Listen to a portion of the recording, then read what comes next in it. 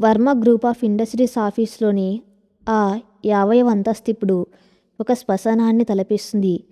2 రోజుల క్రితం వరకు అధికార దర్పంతో అహంకారంతో వెలిగిపోయిన ఆ క్యాబిన్లో ఇప్పుడు చీకటి అలుముకుంది. తండ్రి అరెస్ట్ తర్వాత కార్తీక్ ఆఫీస్ నుంచి బయటకు వెళ్ళలేదు, ఇంటికి వెళ్ళలేదు. ఆ చీకటి గదిలోనే ఒక మూల సోఫాలో కూర్చుని తన జీవితాన్ని, తండ్రి చేసిన మోసాన్ని, తాను మేఘనకు చేసిన ద్రోహాన్ని తలుచుకుంటూ కుమిలిపోతున్నాడు. అన్నపానీయాలు మానేశాడు, నిద్ర లేదు. అప్పటి వరకు అతను నమ్మిన ప్రపంచం ఒక అబద్ధమని తెలిసాక అతని మనసు మొద్దుబారిపోయింది. నేను ప్రేమించిన అమ్మాయి జీవితాన్ని, ఆనందాన్ని నా చేతులతో నేనే నాశనం చేశాను. ఆమె తండ్రిని చంపిన వాడి కొడుగ్గా ఆమె ముందు నిలబడే అర్హత కూడా నాకు లేదు అన్న భావన అతన్ని నిలువున దహించేస్తుంది. క్యాబిన్ బయట మేఘ నిలబడి ఉంది. అద్దంలోంచి లోపల ఉన్న కార్తిక్ని చూస్తుంది. ఒకప్పుడు సింహంలా గర్జించినవాడు, తన ఒక్క చూపుతో అందర్నీ శాసించినవాడు, ఇప్పుడు రెక్కలు తెగిన పక్షిలా మూల కూర్చొని ఉండటం చూసి ఆ మనసులో ఏదో తెలియని అలజడి మొదలైంది. ఆమెకు సంతోషం లేదు, పగ తీర్చుకున్న తృప్తి కన్నా ఒక మనిషి ఇంతలా కుప్పగూలిపోవటం చూసి ఆమెలోని మానవత్వం చలించిపోతుంది. కార్తీక్, నువ్వు చేసిన తప్పులకు శిక్ష అనుభవిస్తున్నావు. కానీ ఎందుకో నిన్ను ఇలా చూస్తుంటే నాలో కోపం కన్నా జాలి ఎక్కువగా కలుగుతుంది. నీ అహంకారం చచ్చిపోయింది, కానీ ఆ స్థలంలో పుట్టిన పశ్చాత్తాపం నిన్ను ఒక కొత్త మనిషిని చేస్తుందా అని మనసులో అనుకుంటూ తన క్యాబిన్లోకి వెళ్ళిపోయింది మేఘన. అదే రోజు సాయంత్రం కార్తీక్ తన లాయర్ని పిలిపించాడు. చాలాసేపు అతనితో మాట్లాడి కొన్ని డాక్యుమెంట్లు సిద్ధం చేయించాడు. ఆ డాక్యుమెంట్ల మీద సంతకం చేసి వాటిని ఒక ఫైల్లో పెట్టి తన టేబుల్ మీద ఉంచాడు. అతని కళ్ళల్లో ఇప్పుడు ఒక స్పష్టత వచ్చింది. తాను చేయవలసిన ప్రాయశ్చిత్తం ఏమిటో అతనికి అర్థమైంది. మేఘన ఇంటికి చేరుకునేసరికి రాజేశ్వరమ్మ దేవుడి గదిలో దీపం వెలిగిస్తుంది. రంగనాథ వర్మ అరెస్ట్ వార్త టీవీ ఛానల్లో మారుమోగిపోతుంది. ఆ వార్త విన్నప్పటి నుంచి రాజేశ్వరమ్మ కళ్ళల్లో కన్నీళ్లు ఆరలేదు. అది సంతోషం వల్ల వచ్చిన కన్నీళ్లు కావు. 22 ఏళ్ల తన భర్త ఆత్మకు ఈరోజైనా శాంతి దక్కిందన్న ఆవేదన. మేఘన వెళ్ళి తల్లిని వెనక నుంచి హత్తుకుంది. అమ్మ, మన పగ తీరిపోయింది. నాన్నని దొంగగా నిలబెట్టిన వాణ్ణి చట్టం ముందు నేరస్తుడిగా నిలబెట్టాను. ఇక మనం స్వేచ్ఛగా బతకొచ్చు అంది మేఘన కన్నీళ్ళు తుడుచుకుంటూ. రాజేశ్వరమ్మ వెనక్కి తిరిగి కూతురు ముఖాన్ని 2 చేతుల్లోకి తీసుకుంది. నా బిడ్డవమ్మ నువ్వు, నా పెంపకం వమ్ము కాలేదు. నీ తండ్రికి తగ్గ కూతురివి. కానీ అంటూ మేఘన మెల్లో ఉన్న మంగళసూత్రం వైపు చూసింది. కానీ ఈ ఉరితాడు ఇంకా నీ మెల్లోనే ఉందేంటమ్మా? వాడి తండ్రి హంతకుడు అని తెలిసాక కూడా ఆ రాక్షసుడు నీ మెల్లో కట్టిన ఈ తాళిని ఎందుకు ఉంచుకున్నావు? తీసి అవతల పారేయ్. మనం ఈ ఊరు వదిలేసి వెళ్ళిపోదాం. మన పాత జీవితాన్ని మళ్ళీ మొదలు పెడదాం అంది రాజేశ్వరమ్మ కాస్త కోపంగా. మేఘన్ తన మెల్లోని తాళిని చేతులకు తీసుకుంది. దాన్ని తీసేయడానికి ఆమె చేతులు ముందుకు రాలేదు. అమ్మ, వాడు రాక్షసుడే. కానీ నిన్న వాడిలో ఒక ఊహించని మార్పు చూశాను. వాళ్ళ నాన్న చేసిన మోసం వాడికి నిజంగానే తెలియదు. అది తెలిసాక వాడు నన్ను బెదిరించలేదు, నా మీద అధికారం చెలాయించలేదు. ఒక చిన్న పిల్ల అల్లా నా కాళ్ళ మీద పడి ఏడ్చాడు. నన్ను క్షమించమని అడిగే అర్హత కూడా నాకు లేదు. నీకు విడాకులు ఇచ్చేస్తాను అని చెప్పాడమ్మా. వాడి కళ్ళల్లో నేను చూసింది నటన కాదు, నిజమైన పశ్చాత్తాపం అని చెప్పింది మేఘన. రాజేశ్వరమ్మ ఆశ్చర్యపోయింది. వాడు పశ్చాత్తాపడితే మనకేంటమ్మా? వాడు చేసిన గాయాలు మానుతాయా?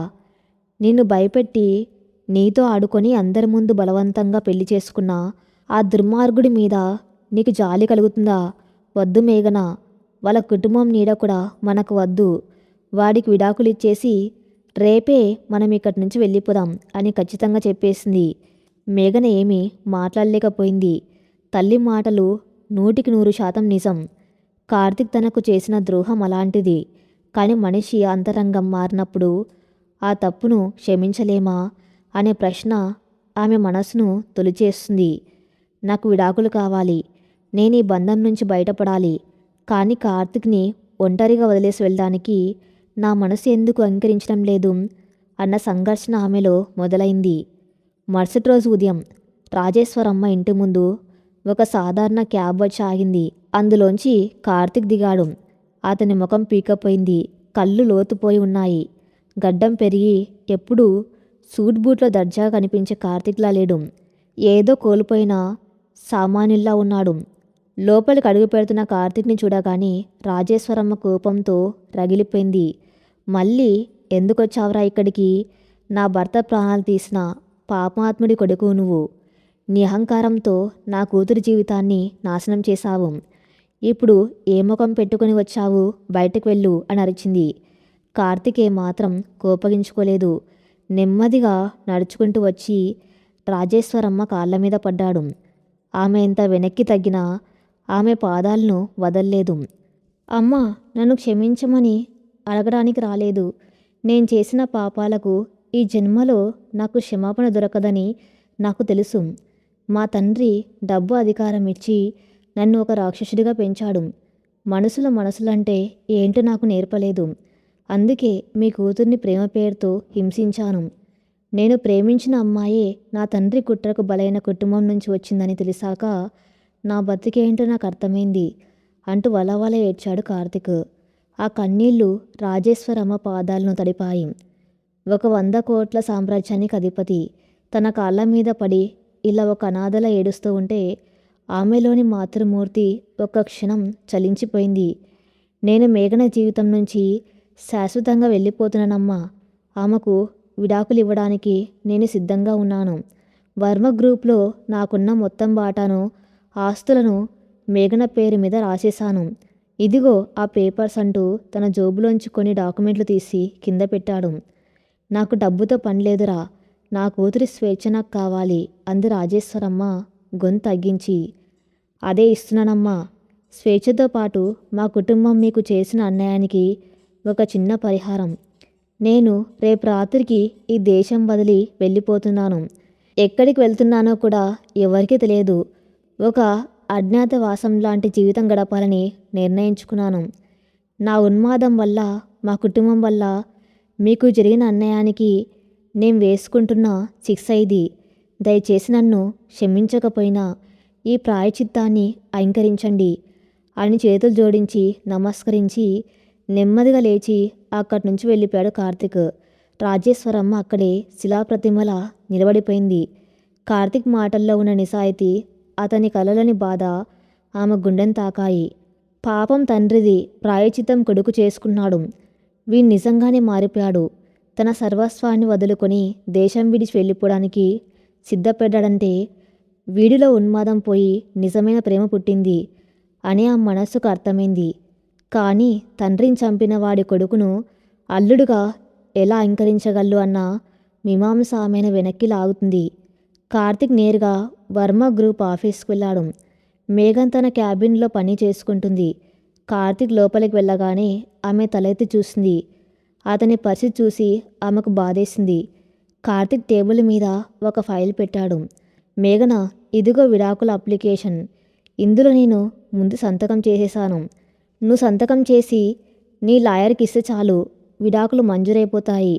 నీ ఆస్తులన్నీ నీ పేరు మీద ట్రాన్స్ఫర్ చేసిన డాక్యుమెంట్స్ కూడా ఇందులోనే ఉన్నాయి అన్నాడు ప్రశాంతంగా. మేఘన ఆ ఫైల్ వైపు చూసింది. ఆమె కోరుకున్నది ఇదే, ఈ రాక్షసుని నుంచి విముక్తి, స్వేచ్ఛ. కానీ ఇప్పుడు ఆ ఫైల్ చూస్తుంటే ఆమెకు సంతోషం కలగడం లేదు. గుండెల్లో ఏదో తెలియని భారం కమ్ముకుంటుంది.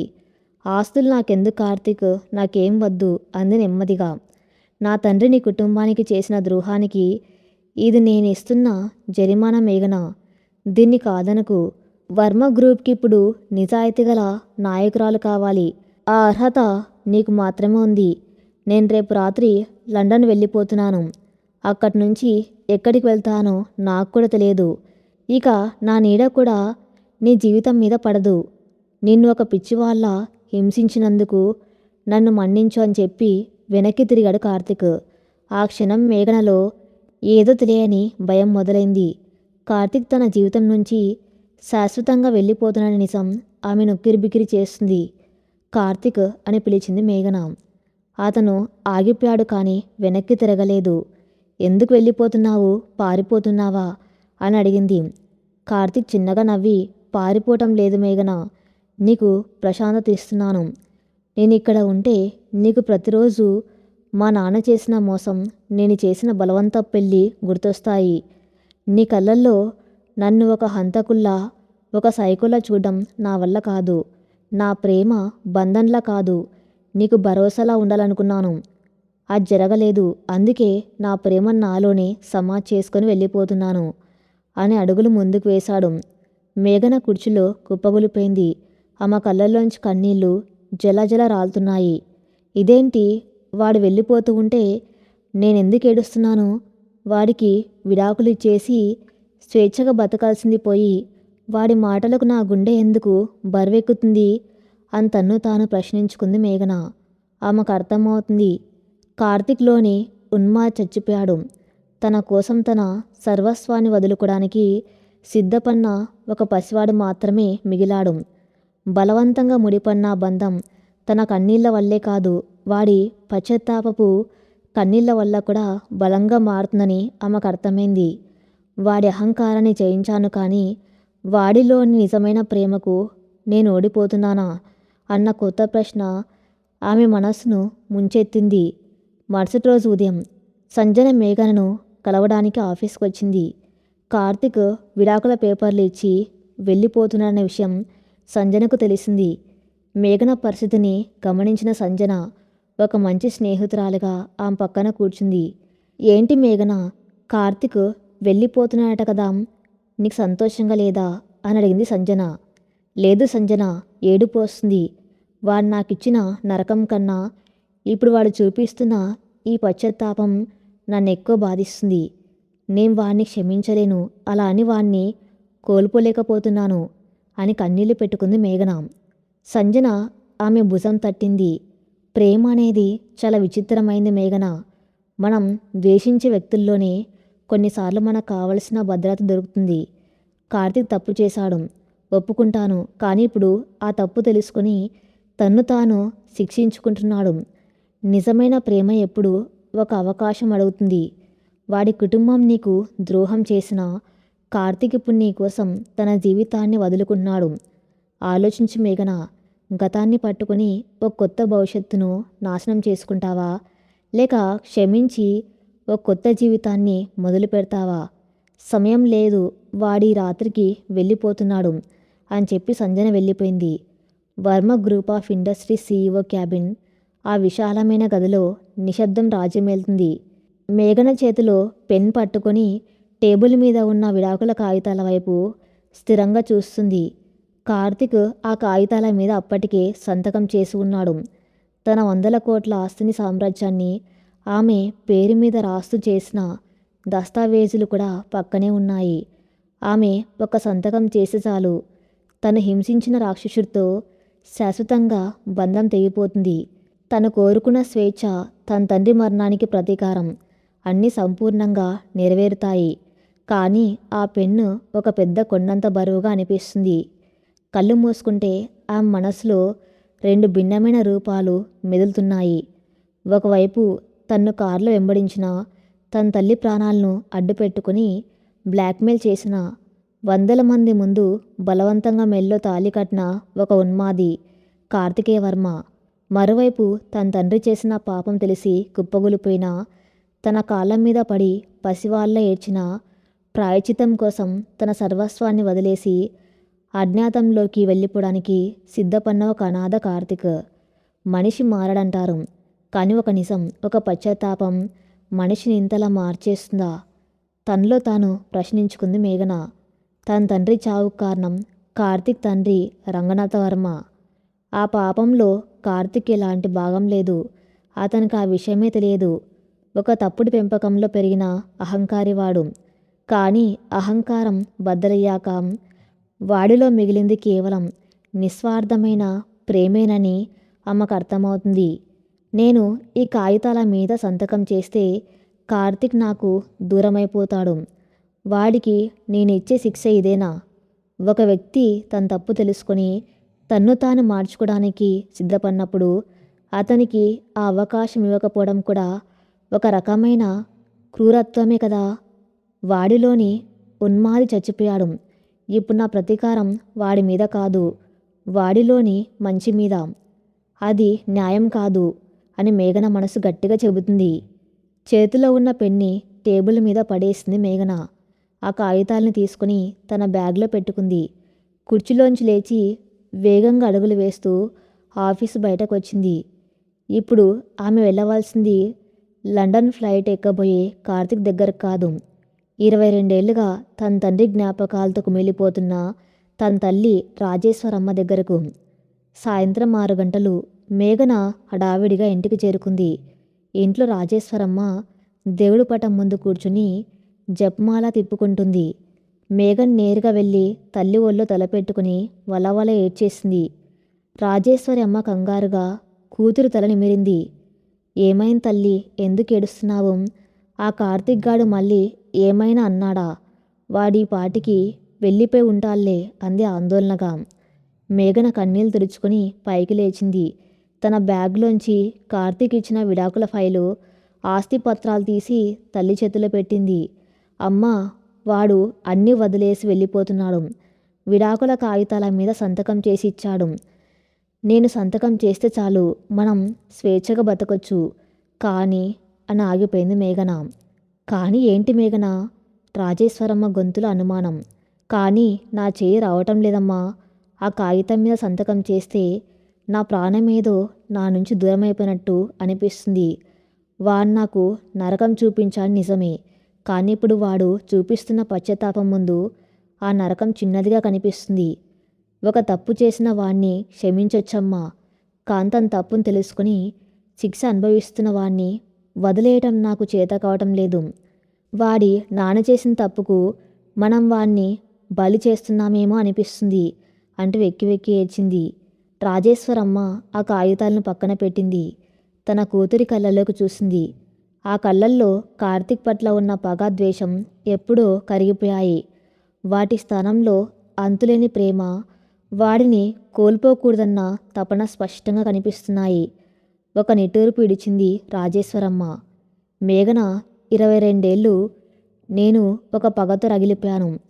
నా భర్తను చంపిన వాళ్ళు నాశనం కావాలని దేవుణ్ణి కోరుకున్నాను. దేవుడు ఆ న్యాయం చేశాడు. రంగనాథ వర్మ ఇప్పుడు జైల్లో ఉన్నాడు. వాడి పాపాలకు వాడే శిక్ష అనుభవిస్తున్నాడు. ఆ శిక్ష వాడికి దేవుడు వేశాడు. కానీ తండ్రి చేసిన పాపానికి కొడుకును బలి చేసే హక్కు మనకు లేదు తల్లి. మేఘన ఆశ్చర్యంగా తల్లి వైపు చూసింది. అమ్మా. రాజేశ్వరమ్మ మేఘన ముఖాన్ని తన 2 చేతుల్లోకి తీసుకుంది. కార్తీక్ ఉన్మాదం, అహంకారం చూసినప్పుడు వాడు నాకు ఒక రాక్షసుల్లా కనిపించాడు. కానీ నిన్న వాణ్ణి చూసినప్పుడు నా కాళ్ళ మీద పడి వాడు కార్చిన కన్నీళ్లలో ఒక పసివాడి స్వచ్ఛత కనిపించింది. తన సర్వస్వాన్ని వదులుకొని నీకు స్వేచ్ఛను ఇవ్వాలి అనుకున్న వాడి ప్రేమలో నిజాయితీ కనిపించింది. ప్రేమ అనేది స్వేచ్ఛను హరించటం కాదు, స్వేచ్ఛనివ్వటం అని వాడు ఆలస్యంగా తెలుసుకున్నాడు. వాడికి ఆ పశ్చాత్తాపం చాలు మేఘన. నీ మనసులో వాడి మీద ప్రేమ ఉన్నప్పుడు దాన్ని గతం కోసం చంపుకోకు. అంటే నువ్వు కార్తీక్ని క్షమించావమ్మా? అడిగింది మేఘన కన్నీళ్లతో. క్షమించాను తల్లి. నా భర్త హంతకుడు జైల్లో ఉన్నాడు. కానీ నా కూతుర్ని ప్రాణంగా ప్రేమించిన నీ భర్తను నేను వదులుకోలేను. గతం తాలూకు పగను మోసుకుంటూ వెళ్తే అది మన వర్తమానాన్ని, భవిష్యత్తును దయం చేస్తుంది. నేను నా భర్తను కోల్పోయాను. ఇప్పుడు నువ్వు అకారణంగా నీ భర్తను కోల్పోవటం నాకు ఇష్టం లేదు. వాణ్ణి వెళ్ళనివ్వకు మేఘన. వెళ్ళి నీ కార్తీక్ని ఆపుకో అని మనస్ఫూర్తిగా ఆశీర్వదించింది రాజేశ్వరమ్మ. తల్లి మాటలతో మేఘన గుండె మీద ఉన్న కొండంత భారం దిగిపోయింది. తన ప్రేమకు తల్లి అంగీకారం లభించడంతో ఆ ముఖంలో ఒక కొత్త వెలుగు ఉదయించింది. థ్యాంక్ యూ అమ్మా, థ్యాంక్ యూ సో మచ్ అని తల్లిని గట్టిగా కౌగిలించుకుని అక్కడి నుంచి విమానాశ్రయం వైపు పరుగులు తీసింది. రాత్రి 8 గంటలు. హైదరాబాదులోని రాజీవ్ గాంధీ అంతర్జాతీయ విమానాశ్రయం. లండన్ వెళ్ళే బ్రిటిష్ ఎయిర్వేస్ ఫ్లైట్కి బోర్డింగ్ అనౌన్స్మెంట్స్ జరుగుతున్నాయి. విమానాశ్రయం అంతా ప్రయాణికులతో, వారిని సాగనంపడానికి వచ్చిన వారితో కోలాహలంగా ఉంది. కానీ ఆ కోలాహలం మధ్యలో విఐపి లాంజ్లో ఒక మూల నిశ్శబ్దంగా కూర్చుని ఉన్నాడు కార్తిక్. ఒక సాధారణ జీన్స్ టీషర్ట్ వేసుకున్నాడు. చేతిలో కేవలం ఒక చిన్న బ్యాగ్ మాత్రమే ఉంది. 100 కోట్లకు అధిపతి అయిన కార్తికేయ వర్మ ఇప్పుడు ఒక సామాన్య ప్రయాణికుల్లా దేశం విడిచి వెళ్ళిపోతున్నాడు. అతని కళ్ళల్లో ఎలాంటి భావమూ లేదు. ఒక రకమైన శూన్యం అలుముకొని ఉంది.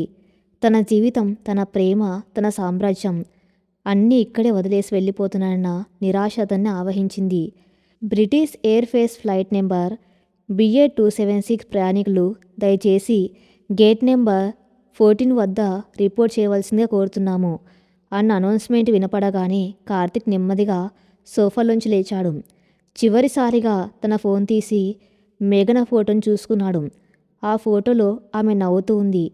ఆ నవ్వును తన చేతులతో నేనే చెరిపేశాను అన్న అపరాధ భావంతో అతని కళ్ళు చెమర్చాయి. ఫోన్ స్విచ్ ఆఫ్ చేసి జోబులో పెట్టుకుని సెక్యూరిటీ చెక్ వైపు నడవటం ప్రారంభించాడు. మరోవైపు మేఘన ప్రయాణిస్తున్న క్యాబు విమానాశ్రయం రోడ్డు మీద ట్రయ్యున దూసుకెళ్తుంది. దారిలో భారీ ట్రాఫిక్ ఉండడంతో ఆమె గుండె వేగంగా కొట్టుకుంటుంది. దేవుడా, వాడు వెళ్ళిపోకూడదు. నా ప్రాణం వాడిలోనే ఉందని చెప్పే ఒక అవకాశం నాకివ్వు. ఇన్నాళ్ళు వాడు నా వెనక పడ్డాడు. ఇప్పుడు నేను వాడి కోసం పరిగెత్తేలా చేశావు అని మనసులోని ప్రార్థిస్తుంది. విమానాశ్రయం డిపార్చర్ గేట్ దగ్గర క్యాబ్ ఆగ్గానే 100 రూపాయల నోటు డ్రైవర్ ముఖాన పడేసి లోపలికి పరిగెత్తింది మేఘన. ఫ్లైట్ ఇన్ఫర్మేషన్ బోర్డు వైపు చూసింది. లండన్ ఫ్లైట్కు బోర్డింగ్ క్లోజ్ కావడానికి కేవలం 10 నిమిషాలు మాత్రమే సమయం ఉంది. ఆమె కంగారుగా ఎయిర్పోర్ట్ లోపల నలుమూలలా వెతకడం ప్రారంభించింది. వేలాది మంది జనం మధ్య తన కార్తిక్ ఎక్కడున్నాడో ఆమెకు అర్థం కావటం లేదు. కార్తిక్ సెక్యూరిటీ చెక్ పూర్తి చేసుకుని బోర్డింగ్ గేటు 14 వైపు నడుస్తున్నాడు. ఇంకో నడుగులు వేస్తే అతను ఇమ్మిగ్రేషన్ దాటి వెళ్ళిపోతాడు. అతని నడకలో ప్రాణం లేదు. కార్తిక్ వెనక నుంచి ఒక తెలిసిన గొంతు. ఆ గొంతు వినగానే కార్తిక్ అడుగులు ఆగిపోయాయి. అతని గుండొక్కసారిగా వేగం పుంజుకుంది. ఇది భ్రమ లేక నిజంగానే మేఘన వచ్చిందా? లేదు, ఆమె ఎందుకు వస్తుంది? తను నన్ను అసహించుకుంటుంది కదా అని తనలో తను అనుకుంటూ నెమ్మదిగా వెనక్కి తిరిగాడు. అక్కడ 10 గజాల దూరంలో రొప్పుతూ కన్నీళ్లతో నిలబడి ఉంది మేఘన. ఆమెను చూడగానే కార్తిక్కి ప్రాణం తిరిగొచ్చినట్టయింది. చేతిలో ఉన్న బ్యాగ్ అక్కడే పడిపోయింది. మేఘన వేగంగా నడుచుకుంటూ అతని దగ్గరకు వచ్చింది. కార్తిక్ ఏదో మాట్లాడబోయాడు. సరిగ్గా అప్పుడే మేఘన చేయి పైకి లేచి కార్తిక్ చెంప మీద చెల్లుమని ఒక దెబ్బ పడింది. ఆ దెబ్బకు కార్తిక్తో పాటు చుట్టుపక్కల ఉన్న వాళ్ళు కూడా ఆశ్చర్యపోయారు. కార్తిక్ షాక్తో ఆమె వైపు చూశాడు. కానీ ఆ దెబ్బల్లో కోపం లేదు, ద్వేషం లేదు. అది ఒక ప్రియురాలు తన ప్రియుడి మీద చూపించే అనంతమైన హక్కు, అధికారం. ఎంత ధైర్యం నీకు? నన్ను అడగకుండా, నా ఇష్టంతో సంబంధం లేకుండా 100 మంది ముందు నా మెల్లో తాళి కట్టావు. ఇప్పుడు నన్ను అడగకుండా నాకు విడాకులు ఇచ్చేసి పారిపోతావా? నీ ఇష్టం వచ్చినప్పుడు బంధించడానికి, నీ ఇష్టం వచ్చినప్పుడు వదిలేయటానికి నేనేమైనా బొమ్మనా అని ఏడుస్తారిచింది మేఘన. కార్తిక్ కళ్ళల్లో నీళ్లు తిరిగాయి. మేఘన, నేను నీకు స్వేచ్ఛనిస్తున్నాను. నేను చేసిన పాపాలకు నోరుముయి అంటూ మేఘన తన బ్యాగ్లోంచి అతను ఇచ్చిన విడాకుల ఫైల్ తీసింది. కార్తిక్ ముందే ఆ కాగితాలను నిలువున 2 ముక్కలుగా చించేసింది.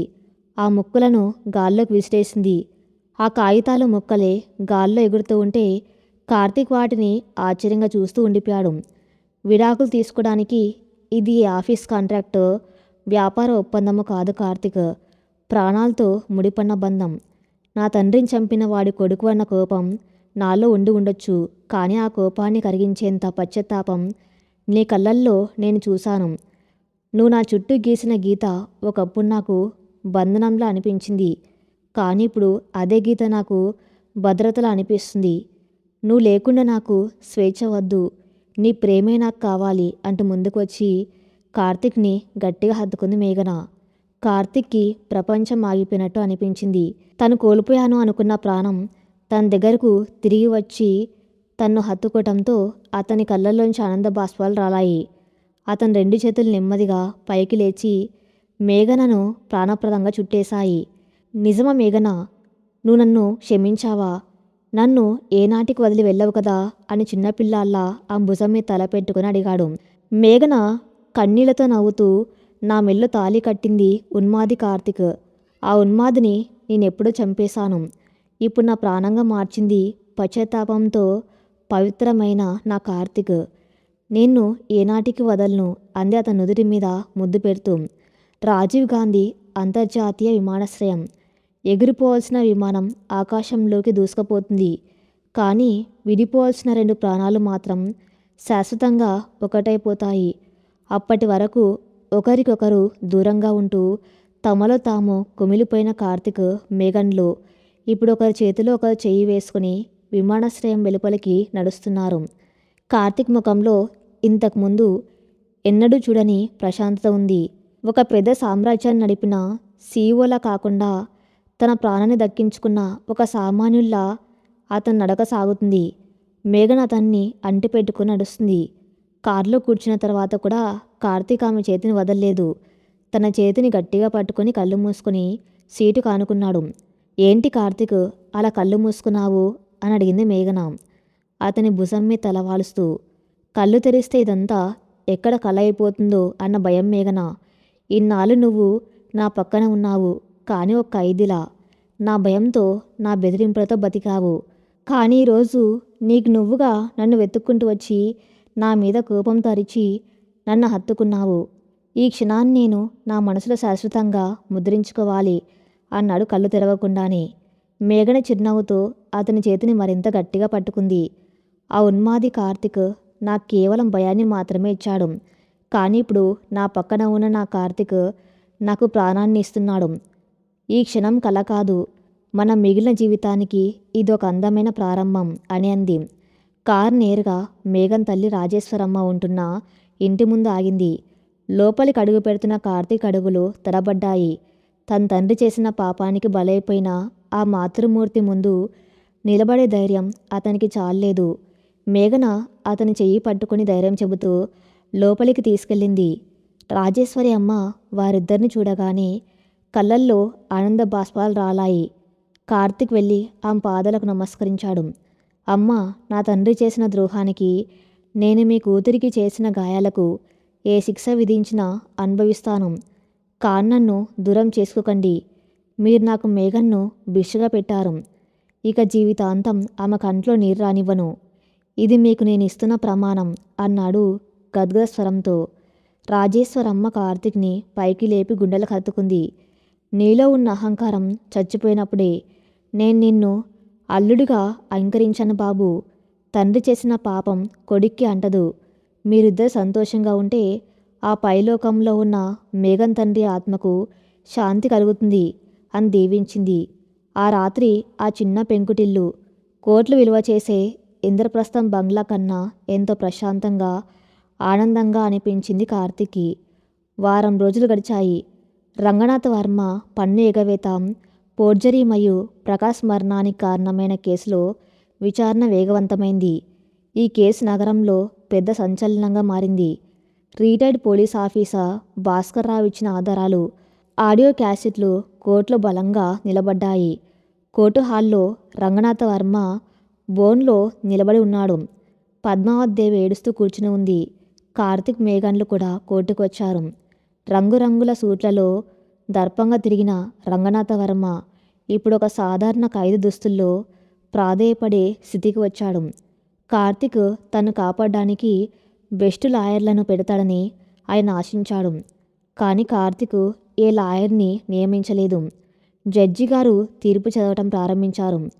సాక్ష్యాధారాలను బట్టి నిందితుడు రంగనాథ వర్మ తన స్వలాభం కోసం ఒక అమాయకుడైన ఉద్యోగిని బలి చేశారని కోర్టు నిర్ధారించింది. దీనికి గాను ఆయనకు 7 ఏళ్ల కఠిన కారాగార శిక్ష మరియు 10 కోట్ల జరిమానా విధిస్తున్నాం. తీర్పు వినగానే రంగనాథ వర్మ కుప్పగొలిపాడు. పద్మావతిదేవి పెద్దగా ఏడ్చింది. కోర్టు వాయిదా పడ్డాక పోలీసులు రంగనాథ వర్మను తీసుకెళ్తూ ఉండగా కార్తీక్ ఆయన దగ్గరకు వెళ్ళాడు. కార్తీక్, నాకేం సంబంధం లేదని చెప్పరా? నీకున్న పలుకుబడితో నన్ను బయటకు తీసుకురా. ఈ జైలు జీవితం నేను భరించలేను అని ఏడ్చాడు రంగనాథ వర్మ. కార్తీక్ తండ్రి వైపు ఎంతో ప్రశాంతంగా చూశాడు. నాకు పలుకుబడి ఉండి ఉండొచ్చు డాడ్, కానీ న్యాయాన్ని కొనలేను. 22 ఏళ్ల క్రితం ఒక అమాయకుడు తన భార్య బిడ్డలను రోడ్డున పడేసి మీ పాపానికి బలైపోయాడు. ఆ కుటుంబం పడ్డ శోభ ముందు మీ జైలు శిక్ష చాలా చిన్నది. మీరు చేసిన తప్పుకు చట్టం తన పని తను చేసింది. ఒక కొడుగ్గా మీ బాగోగులు నేను చూసుకుంటాను, కానీ ఈ శిక్ష నుంచి మాత్రం మిమ్మల్ని కాపాడలేను.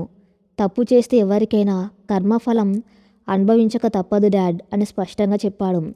ఆ మాటలతో రంగనాథ వర్మకు అర్థమైంది, తన కొడుకిప్పుడు ఒక వ్యాపారవేత్త కాదు, ధర్మానికి నిలబడిన మనిషి అని. తన పాపాలకు తానే బాధితుడని తెలుసుకొని తలదించుకొని జైలు వైపు నడిచాడు. పద్మావతిదేవి కోపంగా మేఘన వైపు చూస్తూ, నీ వల్ల నా కుటుంబం నాశనమైంది, నా కొడుకును మాకు దూరం చేశావు అని నిందించబోయింది. కార్తీక్ అడ్డుపడ్డాడు. లేదు మామ్, నా వల్ల మేఘన కుటుంబం నాశనం అవ్వబోయింది. ఆమె వల్లే నేను మనిషిగా మారాను. ఇంద్రప్రస్థం బంగ్లా ఎప్పుడు మీకోసమే ఉంటుంది, మీరు అక్కడ ప్రశాంతంగా ఉండొచ్చు అని మేఘనను పల్లెత్తు మాటన్నా నేను సహించను అని తల్లికి మర్యాదపూర్వకంగా వార్నింగ్ ఇచ్చి మేఘన్ని తీసుకొని అక్కడి నుంచి వెళ్ళిపోయాడు. వర్మ గ్రూప్ సామ్రాజ్యం మళ్ళీ గాడిన పడుతుంది. కార్తీక్ మేఘన్లు కలిసి కంపెనీ బాధ్యతలు చేపట్టారు. ఒకరోజు మధ్యాహ్నం వారిద్దరు కలిసి నగరంలోని ఒక ప్రశాంతమైన కేఫ్కి వెళ్ళారు. అక్కడ వారి కోసం ఒకరు ఎదురు చూస్తున్నారు. ఆమె సంజన. సంజన ఇప్పుడు మునుపట్లా లేదు. ఖరీదైన నగలు, అలంకరణలు పోయి ఒక సక్సెస్ఫుల్ బిజినెస్ ఉమెన్లా చాలా హుందాగా కనిపిస్తుంది. ఆమె తన తండ్రి కంపెనీకి సీఈఓగా బాధ్యతలు చేపట్టింది. కార్తీక్ మేఘన్లు వెళ్ళి ఆమె ఎదురుగా కూర్చున్నారు. కార్తీక్ కొంచెం అపరాధ భావంతో హాయ్ సంజన, ఎలా ఉన్నావు అని పలకరించాడు. సంజన చిరునవ్వుతో చాలా బాగున్నాను కార్తీక్. ఎంత బాగున్నానంటే ఆ రోజు పెళ్లిపీటల మీద నువ్వు నన్ను వదిలేసి వెళ్ళిపోయినందుకు ఇప్పుడు లోపల సంతోషపడుతున్నాను అంది నవ్వుతూ. ఆ మాటలకు కార్తీక్ మేఘన ఇద్దరు ఆశ్చర్యపోయారు. అవును కార్తీక్, నీ మీద ఉన్న వ్యామోహంలో పడి నేను నా అస్తిత్వాన్ని మర్చిపోయాను.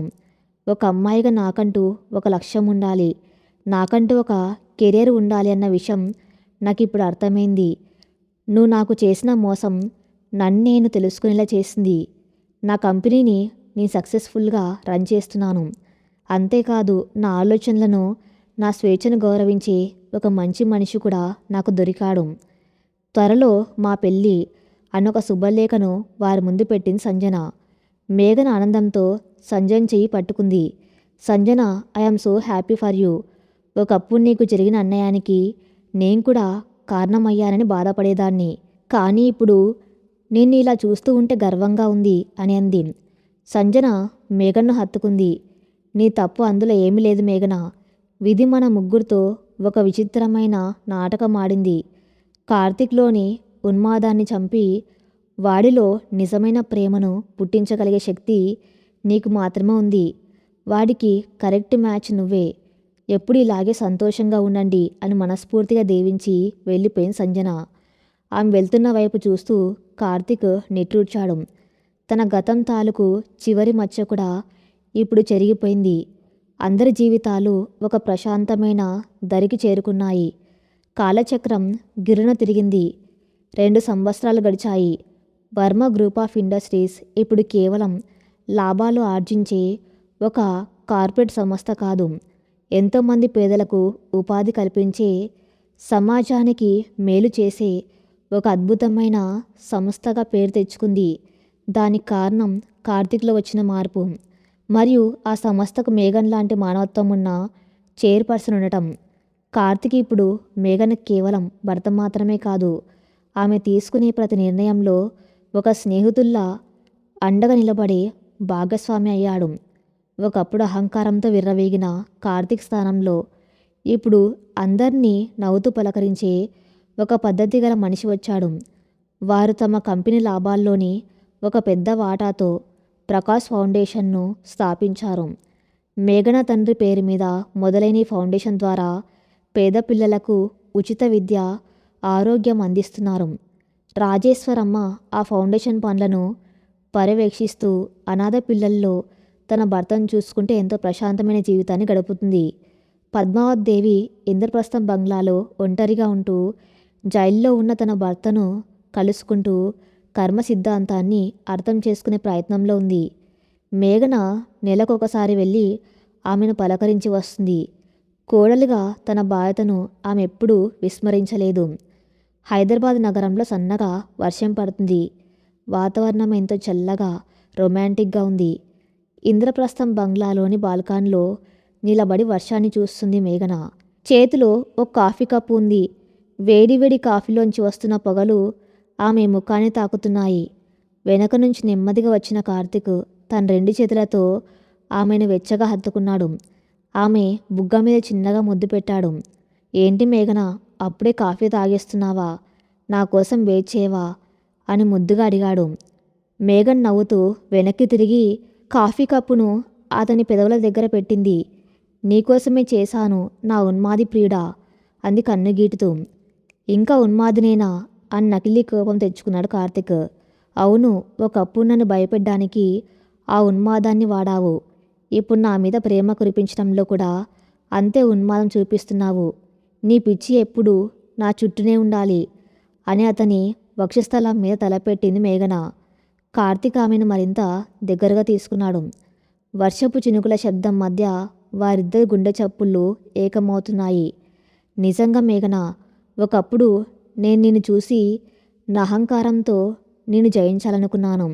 డబ్బుతో ప్రతిదీ కొనొచ్చు అనుకుని ఒక పిచ్చి భ్రమలో బతికాను.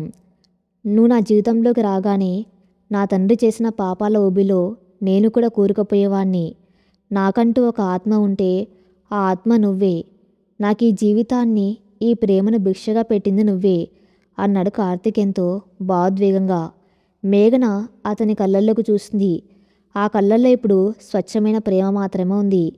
విధి చాలా విచిత్రమైంది కార్తీక్.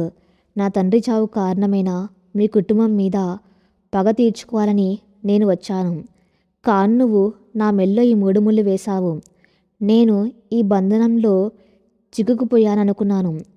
అది బంధనం కాదు, నా భవిష్యత్తుకు భద్రత అని నాకు ఇప్పుడు అర్థమైంది. 100 సంవత్సరాలకు ఒకసారి వచ్చే ముహూర్తమని ఆ పురోహితుడు అన్నాడు చూసావా, అది అక్షరాల నిజం. ఆ క్షణంలో నువ్వు ఆవేశంతో చేసిన పని మన ఇద్దరిని ఇలా కలిపింది. మన పాత గాయాలన్నీ మానిపోయాయి. ఇక మిగిలింది మన ఈ స్వచ్ఛమైన ప్రేమ మాత్రమే. కార్తీక్ నవ్వుతూ ఆమె నుదుటి మీద ఒక ఆప్యాయమైన ముద్దు పెట్టాడు. అవును మేఘన, ఇది కేవలం ఒక పెళ్ళి కాదు, 2 విరుద్ధమైన మనసుల కలయిక. అహంకారం ప్రతీకారమనే అగ్నిగుండాలను దాటుకొని పశ్చాత్తాపం అనే వర్షంతో తడిసి చివరకు పునీతమైన ఒక శ్వాసబంధం. దిస్ ఈజ్ అవర్ ట్రూ ప్రేమ బంధనం. వర్షం మరింత జోరుగా కురుస్తుంది. ఆ చల్లటి గాల్లో వారిద్దరూ ఒకరినొకరు పెనవేసుకొని నిలబడ్డారు. గతం తాలూకు చీకటి ఛాయలు పూర్తిగా తుడిచిపెట్టుకుపోయాయి. వారి భవిష్యత్తు ఇప్పుడు ఆకాశంలో విరిసిన హరివిల్లులా ఎంతో అందంగా రంగులమయంగా ఉంది. అహంకారం ముందు ప్రేమ గెలిచింది. ప్రతీకారం ముందు క్షమాపణ గెలిచింది. ఒక ఉన్మాదికి ఒక సామాన్య అమ్మాయికి మధ్య ఇష్టం లేకుండా మొదలైన ఆ బంధం ఇప్పుడు ఏ శక్తి విడదీయలేని ఒక అమర కావ్యంగా మారిపోయింది. ఈ కథ ఇంతటితో సమాప్తం. మరిన్ని మంచి స్టోరీస్ కోసం నా ఛానల్ని ఫాలో అవుతూనండి. Thank you for listening.